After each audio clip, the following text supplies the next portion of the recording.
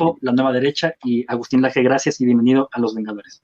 Mira, te agradezco mucho a vos, no me tenés que pagar nada, no te preocupes, no te voy a cobrar nada, para mí es un gusto estar acá, es parte de mi vida hacer esto, creo que los que estamos acá, Chinda, Javier, yo y ahora vos, hemos entregado nuestra vida para poder dar este tipo de luchas políticas, luchas culturales, luchas morales, luchas espirituales también, por supuesto. Entonces, el mejor pago que vos podés hacer es hacer lo que estás haciendo. Así que acá no hay una cuestión mercantil, ni mucho menos. Mira, vos me estás preguntando por un término que es un término provisorio. A mí las etiquetas me importan poco, sinceramente. Me importa poco si algunos me dicen liberal, si otros me dicen conservador, si otros me dicen de derecha, si otros me dicen patriota. Las etiquetas suelen ser camisas de fuerza, porque sobre todo en la política, cuando las etiquetas no están bien definidas, cuando no se conocen bien los contornos, cuando unos se entienden por libertario una cosa y otros se entienden por libertario otra cosa, cuando unos se entienden por conservador una cosa y otros se entienden otra cosa, casarse con una etiqueta es muy complicado. Te voy a poner un ejemplo. Si a mí me dicen conservador, lo primero que yo preguntaría es ¿qué se supone que yo quiero conservar? Yo más que un conservador soy un reaccionario. Es decir, yo reacciono contra un estado de cosas que no me gustan y precisamente reacciono porque no las quiero conservar, las quiero cambiar. Yo no quisiera conservar a la ONU, por ejemplo, en el rol que está teniendo actualmente. Yo no quisiera conservar el gasto público que tiene el Estado argentino, por ejemplo, ni el nivel impositivo. Yo no quisiera conservar la ley de aborto que se ha aprobado hace algunos meses en Argentina, por ejemplo. Entonces, si un conservador es quien quiere conservar un status quo, yo definitivamente no soy un conservador. Ahora, si un conservador es aquel que encuentra que en su cultura hay valores que son dignos de ser defendidos, valores que se han creado con el pasar de las generaciones, con, digamos, legados de familias, de padres a hijos, de abuelos a padres y así sucesivamente, pues entonces yo sí soy un conservador porque creo que la tradición implica un vínculo que es precioso para poder vivir en una sociedad digna y para vivir en una sociedad que además conserve su libertad. La tradición y la libertad tienen un lazo muy íntimo que ya lo explicaba muy bien Hayek, sobre todo en La fatal arrogancia, aunque también los fundamentos de la libertad. Un patriota, bueno, ¿qué es un patriota? Un patriota es quien ama su patria, quien ama su suelo, quien ama a sus antepasados, quien ama la historia de su pueblo. Entonces soy un patriota. Si un patriota es quien ama al Estado, pues entonces no soy un patriota. Entonces, yo encuentro que el principal escollo para definir qué puede ser una nueva derecha no solamente es la provisionalidad de la terminología, es una terminología que en definitiva no remite a mucho, sino que los distintos componentes que están girando en derredor de ese término están mal definidos, no sé si mal definidos, pero se prestan a muchas confusiones. Hecha esta aclaración, vamos a suponer que tenemos muy en claro qué es un patriota, qué es un libertario o un liberal libertario. Prefiero hablar de libertarios más que de liberales porque los liberales a veces se confunden con los liberals de los Estados Unidos y ahí ya esa ecuación a mí no me gusta en absoluto, estoy en las antípodas de los liberals. Yo sería un republicano, un conservative, digamos, en los Estados Unidos, pero voy a hablar entonces de libertarios más que de liberales. Supongamos que tenemos claro, por ejemplo, que el libertario es una persona que levanta la bandera de los derechos individuales, las libertades individuales y el Estado mínimo. Vamos a suponer eso. Que el patriota levanta la bandera de la importancia de la propia tierra, del propio lugar, de la propia historia, de una vida en común con sus compatriotas. Bueno, vamos a suponer que eso es el patriotismo.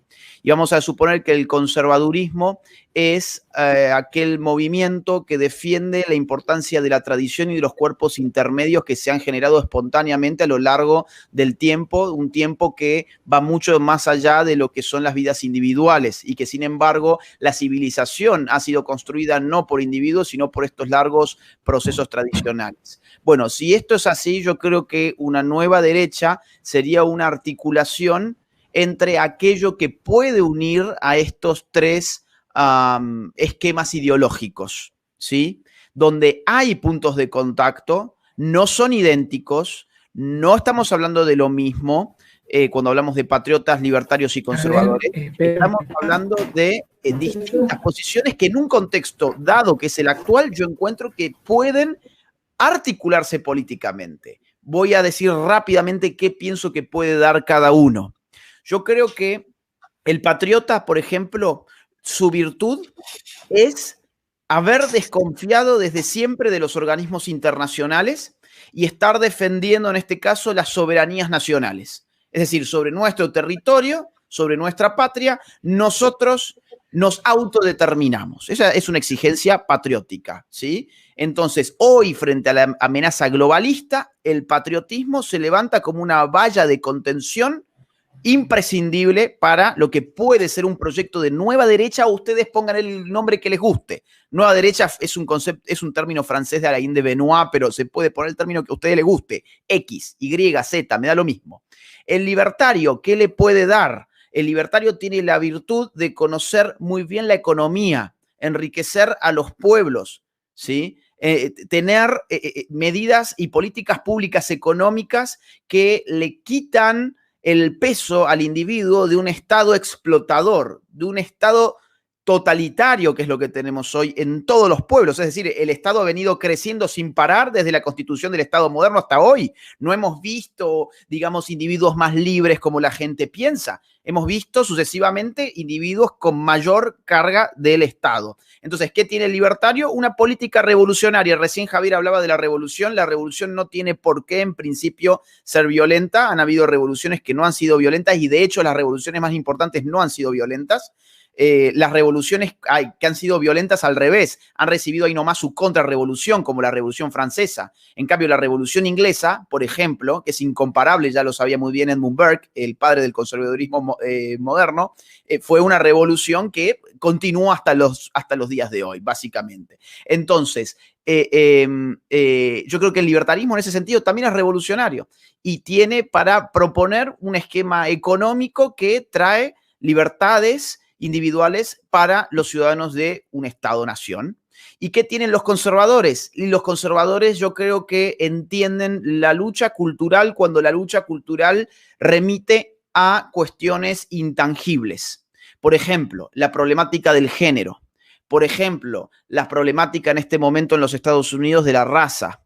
Por ejemplo, las problemáticas étnicas, indígenas, las luchas por la historia que han sido abandonadas por la derecha tecnocrática, que no le importa la historia, le importa el autoayudismo barato, como fue el caso del PRO, por ejemplo, en Argentina.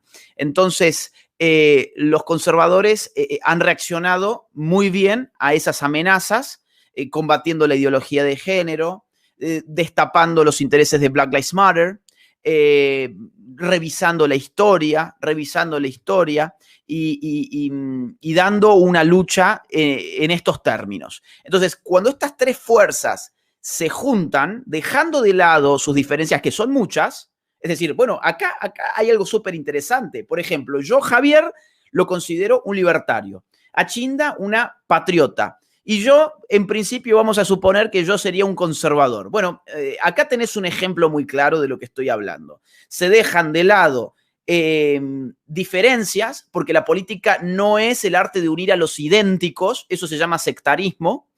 La política es el arte de unir a los similares. Y nosotros tenemos puntos de contacto muy, muy importantes, sobre todo en los tiempos que corren, donde cada uno tiene algo muy valioso para dar. Entonces, vos llamale nueva derecha o llamale como te guste, llamale X. El término puede variar, pero la idea, el concepto yo creo que es ese. es tratar de ir acercando aquellos que sean amplios y que sean realistas en política, porque claro, a ver, evidentemente un libertario va a decir, no, yo ni loco me junto con Chinda Brandolino, o yo ni loco me junto con Agustín Laje, que es un conservador, un dinosaurio. O, por ejemplo, un patriota quizás también podría decir, no, ni loco, yo estoy con Javier Milei, ni loco estoy tampoco con Laje, son unos neoliberales, por ejemplo, ¿no? Y desde el conservadurismo también se puede decir, no, yo ni loco me sumo a esta gente. No, bueno, esa gente se quedaría afuera de la ecuación, no va a sumar nada, nadie se va a poner triste porque esa gente no esté. Esa gente ya de entrada no está y no podés contar con esa gente. Entonces, digo, de los tres sectores, de los sectores libertarios, de los sectores patriotas y de los sectores conservadores, hay gente que es un estorbo. Entonces, con esa gente uno tiene que hacer de cuenta que no existen. Ahora, los que tenemos realismo político, creo que tenemos que empezar a acercarnos entre nosotros, sabiendo que no somos idénticos, pero sí sabiendo que somos similares.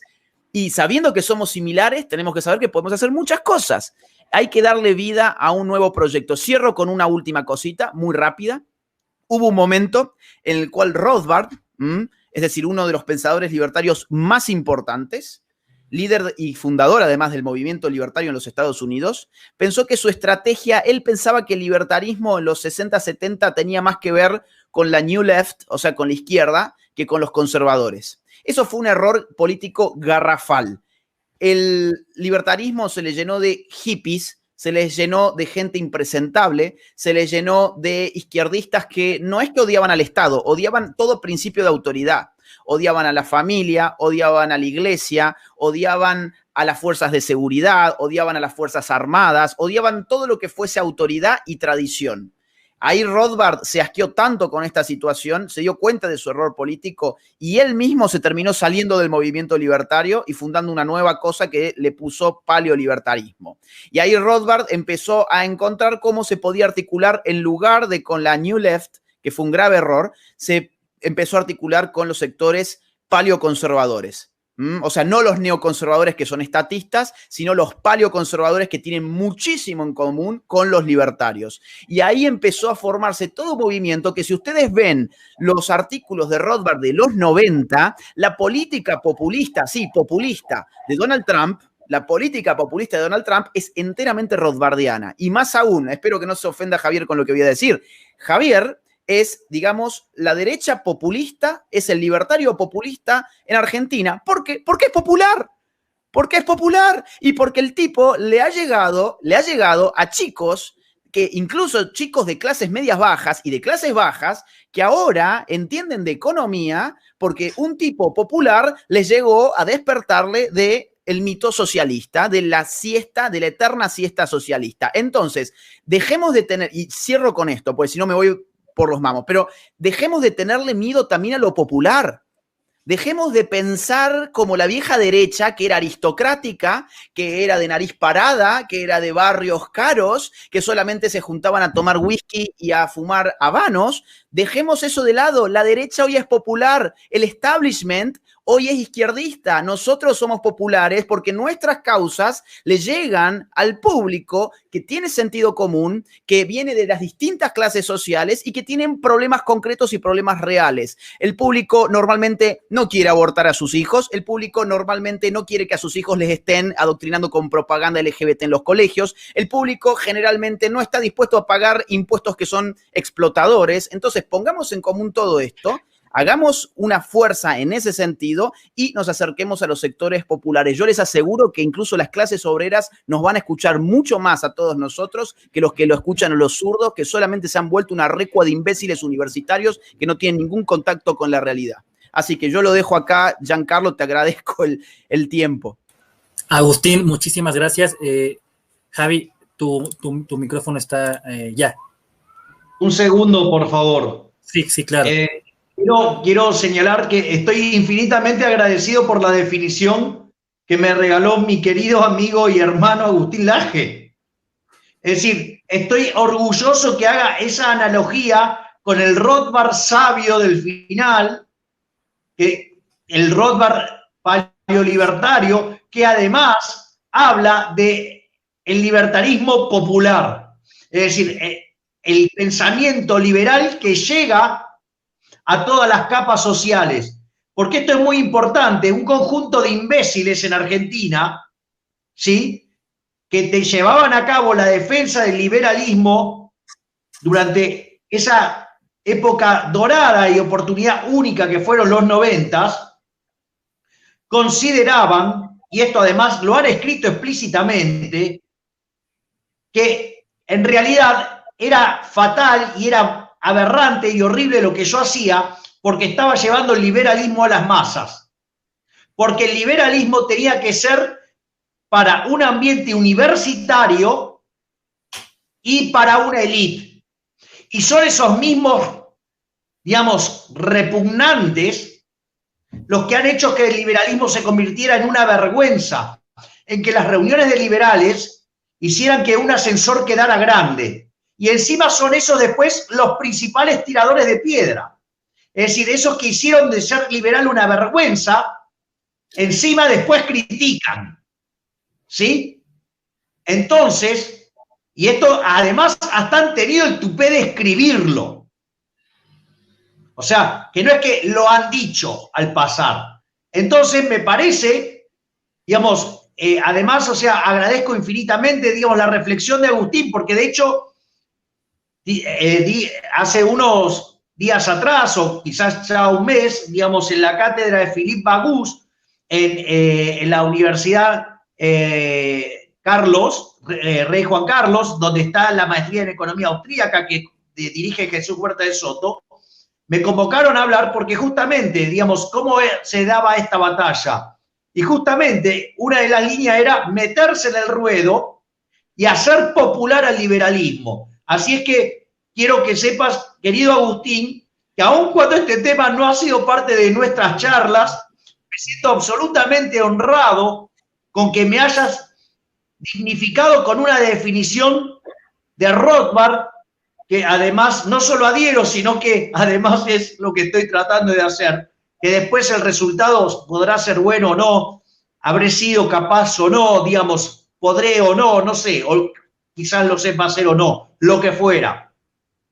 Pero lo que sí me queda claro, no intentarlo es regalarse al socialismo, y que aquellos que se dedican a tirar piedras a los que desde el liberalismo están tratando de mover la aguja hacia una solución capitalista, cuando el sistema además es inestable, en lugar de tirarle piedras, deberían darle las gracias por los servicios que están prestando, inmolando sus propias vidas. Pero bueno, es decir, hay, al menos en Argentina, perdón el término, hay tanta gente de mierda, digamos, dentro de estos círculos, que lo único que se dedican a hacer es a tirar piedra, como si se pudiera cambiar el resultado de un partido desde la tribuna, manga de inútiles, porque por lo único que están haciendo es favorecer que crezca aún más la izquierda. Se llaman liberales y son absolutamente funcionales a los zurdos de mierda. Déjame, gracias Javi, hago una última intervención, Giancarlo, y yo ya me tengo que retirar, pero quiero complementar porque todo lo que dije sobre Javier y sobre su alcance hacia los sectores populares vale también para Chinda, y eso a mí me consta personalmente porque yo he tenido el honor de hacer giras junto con Chinda.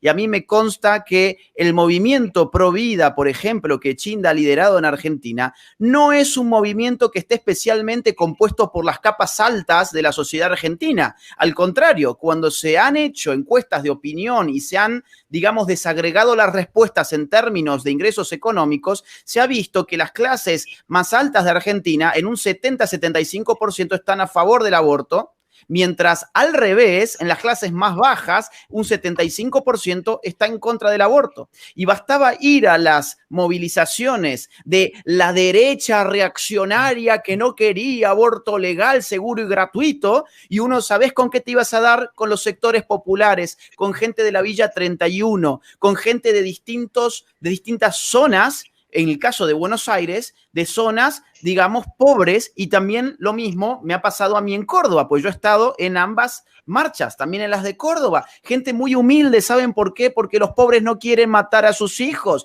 Los pobres lo que quieren hacer es poder salir dignamente de la pobreza. Por eso es que las políticas pro vida tienen que ir de la mano también con buenas políticas económicas que les permiten a los pobres, en lugar de estar pensando en matar a sus hijos, cosa que afortunadamente no piensan, los que piensan en matar a sus hijos suelen ser, digamos, aquellas, por ejemplo, la estudiante de filosofía que está bancada por mamá y por papá, que tiene su auto que se lo regalaron ayer los padres, y quedó embarazada y va a ser, por lo tanto, probablemente una vergüenza para la familia haber quedado embarazada, o probablemente le va a complicar en lo sucesivo poder estudiar. Entonces, ahí piensa, voy a matar a mi hijo, ¿no? Voy a someterme a un aborto. Entonces, digo, insisto con estos temas, ¿no? Porque tanto desde una visión económica como desde una visión valórica, moral, nuestro discurso está en una condición inigualable para poder llegar allí donde nunca nuestra gente llegó,